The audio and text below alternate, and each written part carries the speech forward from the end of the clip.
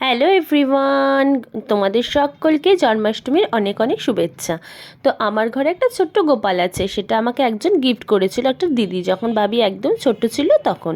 তো আমি ঘরে এমনি রেখেছি, যে আমি জন্মাষ্টমী পালন করি না। গোপু সোনাকে কিন্তু আমি ঠাকুর ঘরে রাখি না, আমি আমার ঘরেই রাখি। তো আমি একজন পুরোহিতের কাছে জিজ্ঞেস করেছিলাম যে আমি পূজা না দিলেও কি গোপু সোনাকে রাখতে পারি, তখন বলেছিল হ্যাঁ। তো সেই কারণে আজকে ঠাকুর ঘরে নিয়ে এসে আমি একটু পূজা দিয়েছি।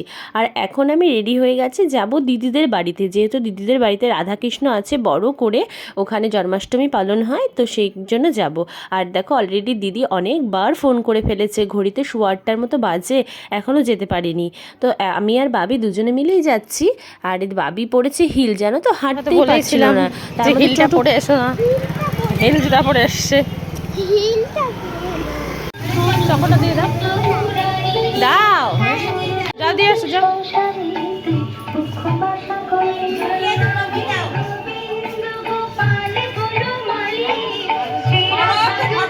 আমরা এখানে চলে এসেছি। আসার সময় বাবি একটা ডেয়ারি মিল্ক নিয়ে এসেছিলো, সেটাই গোপুসোনাকে দিয়েছে। আর দিদিদের বাড়িটা এত সুন্দরভাবে সাজিয়েছে বেলুন দিয়ে, খুব ভালো লাগছিল।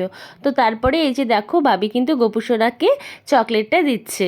তো তারপরে এই যে বাবি যে এখানে এসে এত আনন্দিত হয়, কারণ এখানে জায়গাটা অনেকটাই বড়, তো এই পাশ থেকে ও পাশে মানে খালি দৌড়াদৌড়ি করতেই থাকে ও।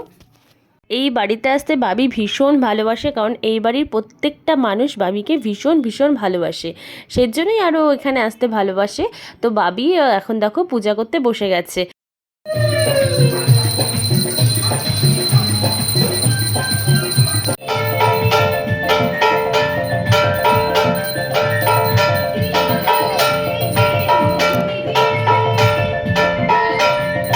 যতক্ষণ পূজা হয়েছে বাবি কিন্তু মন্দিরের মধ্যেই বসেছিল।